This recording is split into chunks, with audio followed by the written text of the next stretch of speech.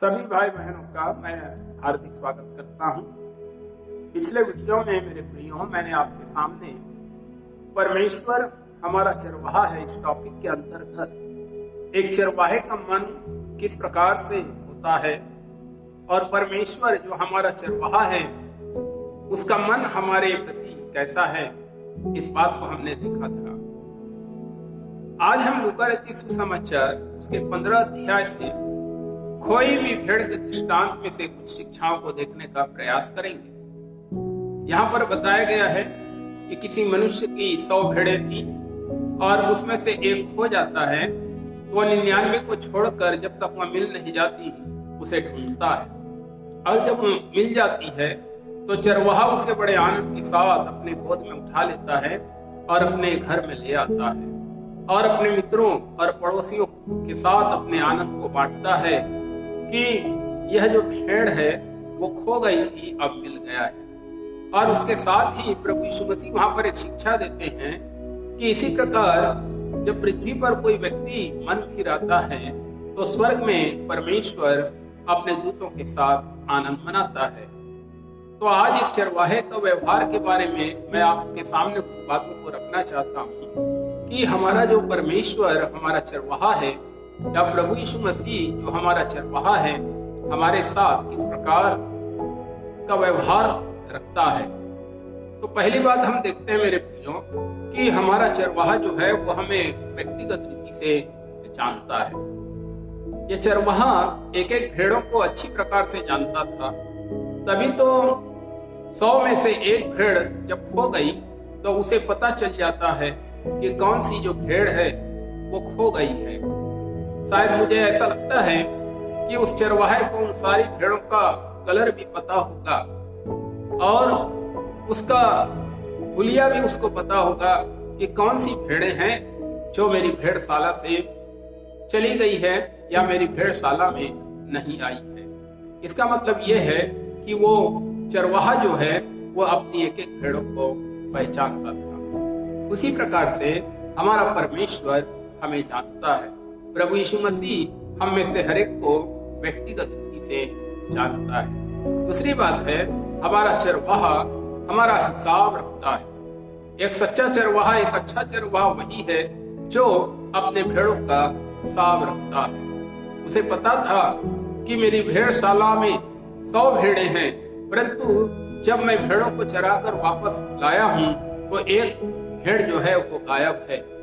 उसको पता था कि मेरी 100 भेड़ों में से एक भेड़ गुम गई है। हमारा परमेश्वर भी हम में से हर एक का हिसाब रखता है। तीसरी बात मेरे प्रियो, चरवाहा जो है वो पहल करता है। यहाँ पर हम देखते हैं कि जब भेड़ खो गई तो चरवाहे ने पहल किया। यहाँ प्रभु के वचन में लिखा हुआ है कि वो चरवाहा 99 भेड़ों को छोड़कर उस एक को खोजने के लिए निकल पड़ता है। चरवाहा ने ये नहीं सोचा ठीक है वो भेड़ कहीं पर होगी, वो वापस लौट आएगी, परंतु चरवाहे ने क्या किया है, अपने 99 भेड़ों को छोड़ा और एक भेड़ को खोजने के लिए वो पहल करता है और निकल पड़ता है। उसी प्रकार से मेरे प्रियो, यदि कोई व्यक्ति प्रभु से दूर हो जाता है तो परमेश्वर पहल करता है, परमेश्वर अपने प्रेम को प्रकट करता है और परमेश्वर किसी न किसी रीति से ये प्रयास करता है कि जो मेरी भेड़ें मुझसे दूर चली गई है, विश्वास से पीछे हट गई है, वो वापस लौट आए। यहाँ पर हम चौथी बात देखते हैं कि हमारा जो चरवाहा है वो चिंता करने वाला चरवाहा है। यद्यपि मेरे प्रियो ये 99 भेड़ तो भेड़शाला में आ गई थी, वो सोच सकता था कोई बात नहीं, 99 तो भेड़ें तो भेड़शाला में आ गई है, एक कहीं खो गई तो क्या होगा, क्या फर्क पड़ता है। लेकिन नहीं, उसे एक भेड़ की चिंता थी। उसने 99 भेड़ को छोड़ दिया और एक को प्राथमिकता देते हुए उसे खोजने के लिए निकल पड़ा। हमारा परमेश्वर नहीं चाहता है कि कोई भी आत्मा नाश हो। हमारा परमेश्वर नहीं चाहता है कि कोई भी व्यक्ति प्रभु से दूर हो जाए। इसलिए मेरे प्रियो, वो हमारी चिंता करता है। यहाँ पर हम 5वीं बात देखते हैं कि जो हमारा चरवाहा है वो हमारे साथ बड़े धीरज के साथ व्यवहार करता है। यहाँ 5 पद में लिखा हुआ है कि वो चरवाहा भेड़ को उस समय तक ढूंढता है जब तक वो मिल नहीं जाती है। ऐसा नहीं कि चरवाहे ने उसको एक दो जगह पर ढूंढा होगा और थक हार कर वो वापस लौट आया। ठीक है, आज नहीं मिला तो कल वो भेड़ कहीं न कहीं होगी तो वो लौट आएगी, ऐसा उसने नहीं सोचा। जब तक वो भेड़ नहीं मिल गई तब तक चरवाहा जो है उसे ढूंढता रहा। हमारा परमेश्वर भी मेरे प्रियो हमारा इंतजार करता है। यदि कोई मनुष्य उससे दूर चला जाता है तो वो धीरज के साथ देखता रहता है, इंतजार करते रहता है कि कब कोई वापस मेरे पास लौट कर आ जाए। और परमेश्वर उससे नाराज नहीं होता, परमेश्वर उसको दंड नहीं दे देता, परंतु वो धीरज के साथ वो इंतजार करते रहता है। छठवीं बात है, हमारा चरवाहा जो है वो हमारा बोझ को उठाता है। यहाँ पर 5 पद में लिखा हुआ है मेरे प्रियो, और जब भेड़ मिल गई तो वह उसे कंधे पर उठा लेता है।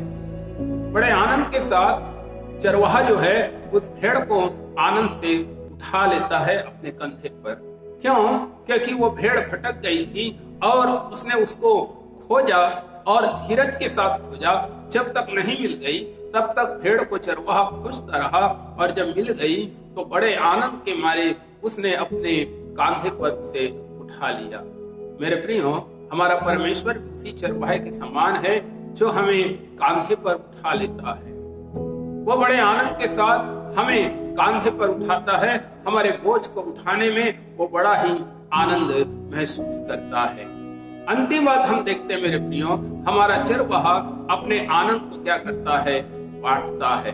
यहाँ पर हम देखते हैं कि जब चरवाहे को वो भेड़ मिल गई तो अपने मित्रों को बुलाता है, पड़ोसियों को बुलाता है और अपने आनंद को मित्रों और पड़ोसियों के साथ बांटता है कि ये मेरी भेड़ जो खो गई थी मुझे वापस मिल गई है।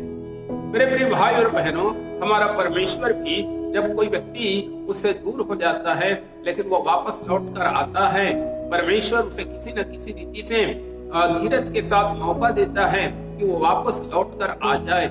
और जब वो प्रभु के पास वापस आ जाता है तो परमेश्वर जो है स्वर्ग में अपने दूतों के साथ आनंद मनाता है। कितना प्रेमी हमारा चरवाहे का मन है मेरे प्रियो। प्रभु यीशु मसीह ने अपने आप को नया नियम में चरवाहे के रूप में प्रकट किया है, और इसलिए उसने यूहन्ना रचित सुसमाचार में 10 अध्याय में कहा कि अच्छा चरवाहा मैं हूँ, अच्छा चरवाहा भेड़ों के लिए अपना प्राण देता है। प्रभु यीशु मसीह ने एक अच्छे चरवाहे के समान हमारे लिए अपने प्राण को दे दिया है। हमें उसकी निकटता में रहना है, हमें उसकी करीबी में रहते हुए उसकी महिमा करते रहना है। प्रभु इस वचन के द्वारा आप सबको बहुत आशीष दे। आमीन।